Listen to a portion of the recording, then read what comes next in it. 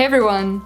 So today I'm here to review the new Bite Beauty Amuse Bouche lipsticks. They individually retail for $24 US, $30 in Canada. They contain 0.15 ounces of product and they are available in 34 shades. They are said to be a collection of high-impact lipsticks in dimensional shades that have been handcrafted to deliver extreme moisture, soft texture, and creamy wear. As I always start my Bite reviews off with, if you are new to the brand, here are some facts about them. Bite Beauty is exclusive to Sephora and all of their products are free of petrochemicals. They are also organic and all natural. All of their lip products are made with nurturing food-grade ingredients that are healthy enough to eat because the founder believes you eat what you put on your lips, therefore your lipstick should be good for you. The packaging is their signature matte gray tube with a silicone texture, and the lipsticks themselves have a natural citrus herb type scent that can be noticed on initial application but not tasted. The formula overall is very comfortable to wear. It's lightly creamy and they range between a satin and a more natural finish. They also supply a nice bold amount of color within 1 to 2 swipes while being hydrating and longer lasting.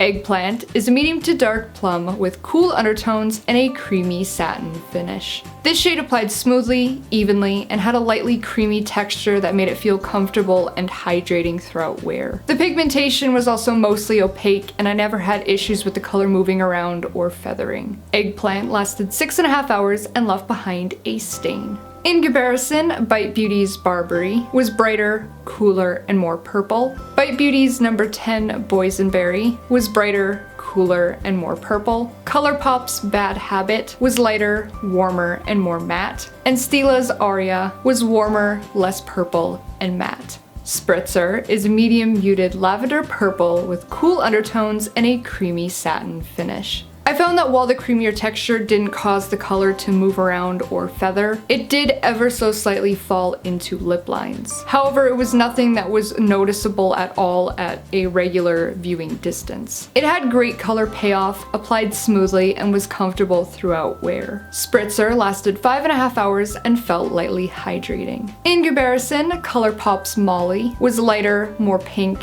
and matte. MAC's Men Love Mystery was darker, warmer, and more muted.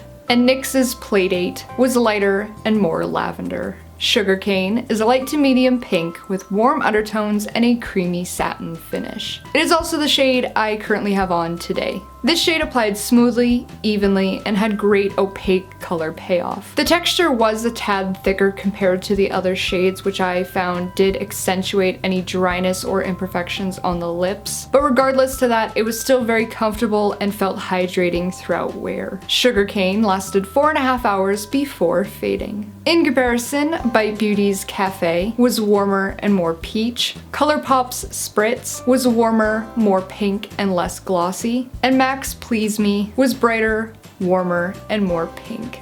So overall, despite this being a new formula, it still lives up to the expectations that you would have from Bite Beauty. I know a lot of you are probably wondering what the difference is between the old Luminous formula and this new Amuse Bouche formula, so let me share a little insight. I feel compared to the Luminous Creme lipsticks, the texture isn't nearly as thick or as hydrating in a sense. The new Amuse Bouche formula has much less slip and the finish isn't as luminous. They provide a more satin or satin matte type finish in comparison. In simple terms, if you are a fan of the older formula, you will be able to tell a difference between the two, but by no means is that a negative thing and you'll most likely continue to be a fan of these ones. They're just as pigmented, comfortable, hydrating, and they come in a great variety of shades. So with that said, of course, I am a fan of them myself, so I do recommend checking them out. So be sure to let me know in the comments below if you've tried these yet, if you're planning to, or just in general what you think of brands